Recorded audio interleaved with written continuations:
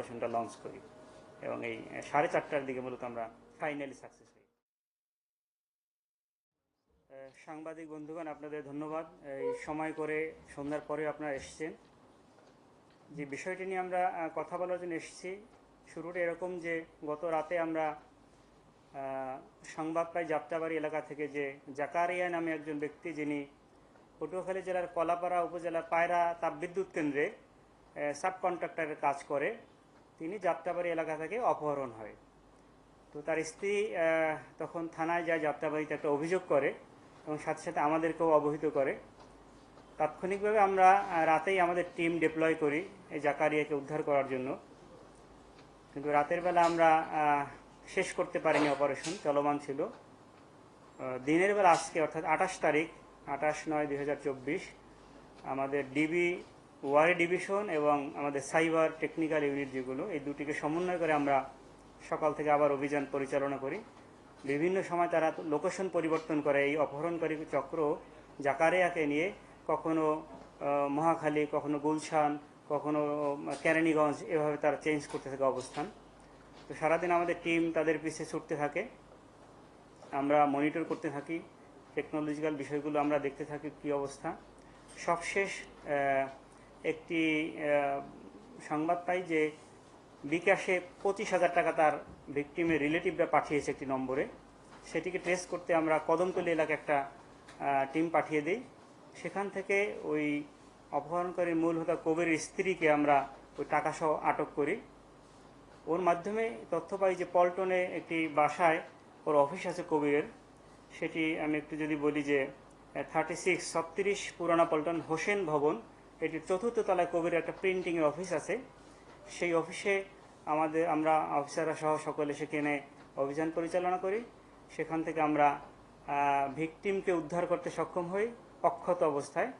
তাকে মারধর করে তারা, এবং ওই রুম থেকেই আমরা আরও 6 জনকে যারা অপহরণের সাথে সরাসরি জড়িত তাদেরকে আমরা গ্রেপ্তার করতে সক্ষম হই।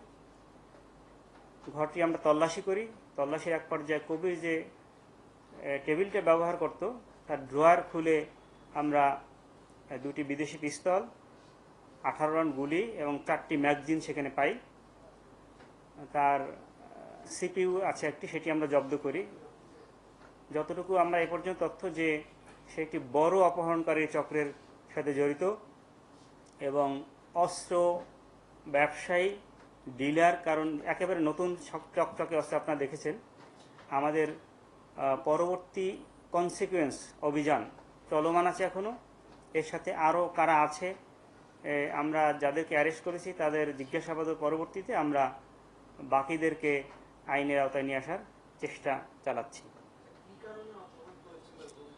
তার কাছে মূলত টাকা দাবি করেছিল। একটু উল্লেখ করি, ওই জাকারিয়ার পকেটে একটা চেক ছিল, 15 লক্ষ টাকা তারা লিখে, একটি চেকের পাতা ছিল, সেটিতে অপহরণকারীরা 15 লক্ষ টাকা লিখে চেকটি নিয়ে গেছে। ওই চেকটি আমরা উদ্ধার করতে পারিনি। মূল উদ্দেশ্য হলো টাকা আদায়। কিন্তু পরবর্তীতে আমরা এর অন্তরায় দেখলাম যে সে বড় অস্ত্র ব্যবসায়ী কবির। এখন পর্যন্ত আমরা ওই মা প্রিন্টিং প্রেস, ওখানে ওই যে হোসেন ভবনের 4 তলায়, ওটি সত্ত্বাধিকারী সে ভাড়াটি আসে, এতটুকু আমরা জানতে পেরেছি। সেই পর্যন্ত আমরা এখনো আমাদের ইনভেস্টিগেশন এটা চলমান, মানে কেবল তো আমরা অপারেশন শেষ করলাম, ওই বিষয়গুলো তো মামলার তদন্ত প্রক্রিয়া আসবে। আমরা না আমাদের কাছে কোনো প্রায়র ইনফরমেশন, কোনো মামলার তথ্য ছিল না। আমরা শুধু অভিযোগের ভিত্তিতেই অপারেশনটা লঞ্চ করি। শুরুতে মামলা প্রক্রিয়াধীন, যাত্রাবাড়ি থানাকে আমরা অবহিত করেছি। এখন আমাদের কাছ থেকে তথ্য তারা সংগ্রহ করে কারা আসামি আসলে তাদের নাম ঠিকানা আমরা দিয়ে এই আসামিদেরকে আমরা যাত্রাবাড়িতে মূলত হ্যান্ডওভার করব। মোট 7 জন। একজন কবিরকে আমরা অ্যারেস্ট করতে পারিনি। কবির আগেই তার স্ত্রীকে আটক করতে পেরেছি।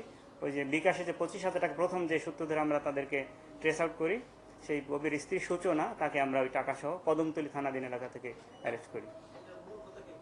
কবির এখন পর্যন্ত আমাদের যতটুকু তথ্য কবির।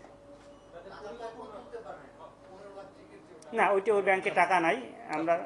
আমরা ওই ব্যাংকটিকে বলে রাখবো, চিঠি দিয়ে রাখবো, যাতে ওই ব্যাংক থেকে চেক প্লেস করলে তাকে আটক করে রাখে।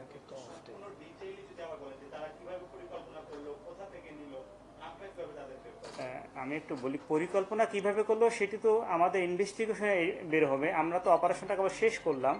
আমরা গতকাল সন্ধ্যায় আমার কাছে ব্যক্তিগতভাবে সংবাদ আসে ফোনের যে যাত্রাবাড়ি থেকে এই জাকারিয়াকে অপহরণ করলো এবং সে পটুয়াখালী জেলার কলাপাড়া উপজেলার পায়রা তাপবিদ্যুৎ যে কেন্দ্র, সেখানে একটা প্রজেক্ট সম্পন্ন হয়েছে, আরও প্রজেক্ট চলমান প্রজেক্টগুলোতে সে সাব কন্ট্রাক্টর কিছু মালামাল সাপ্লাই করতো।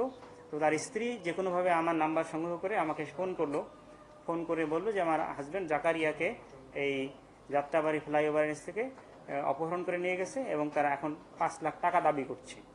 তা আমি বললাম যে ঠিক আছে, আপনি টাকা দিয়েন না, বলেন যে আমাদের তো গরিব মানুষ, টাকা সংগ্রহ করতে সময় লাগবে, আপনারা থাকেন, আমরা টাকা সংগ্রহ করে যোগাযোগ করব। এভাবে সারা রাত আমরা আমাদের টিম ডিপ্লয় করে রাখলাম। রাতে আমরা সাকসেস হতে পারিনি। সকালবেলা আবার আমি সরাসরি ওর স্ত্রী জাকারির স্ত্রী যখন আমার অফিসে আসে, তার ফোনের মাধ্যমে কথা বলি, একই কথা, টাকা চাচ্ছে। তাই আমি বললাম যে ভাই ঠিক আছে, টাকা কোথায় দেবো? বললো যে ফার্স্ট ট্রাকে দেন। আমি বললাম, প্রথমে বললাম যে এটি তো আজকে তো ব্যাংক বন্ধ, বলে ফার্স্ট ট্রাকে দেন। কোথায়, কোন ব্রাঞ্চ, কোন বুথে দেবো? তো ওরা কথা না বাড়িয়ে ফোন রেখে দিল। পরবর্তীতে আমরা মূলত সাইবারকে ইনক্লুড করে আমাদের এডিসি সাইবার অ্যাডমিন রাকিব এবং এডিসি মকবুল সাইবারের ওদের সার্বিক সহযোগিতা, আমাদের যে সকল টেকনোলজিক্যাল দিক আছে, যে সকল ইনস্ট্রুমেন্ট আছে, সবগুলো ব্যবহার করে আমরা মূলত অপারেশনটা লঞ্চ করি এবং এই 4:30টার দিকে মূলত আমরা ফাইনালি সাকসেস হই। আমরা এখন একটু আগে আমি কথা হচ্ছিল, আমার সাথে একটা টিম এখনো আছে, আশা করছি পেয়ে যাব। এগুলো যে এখন যাচাই করতে পারিনি, পাইনি।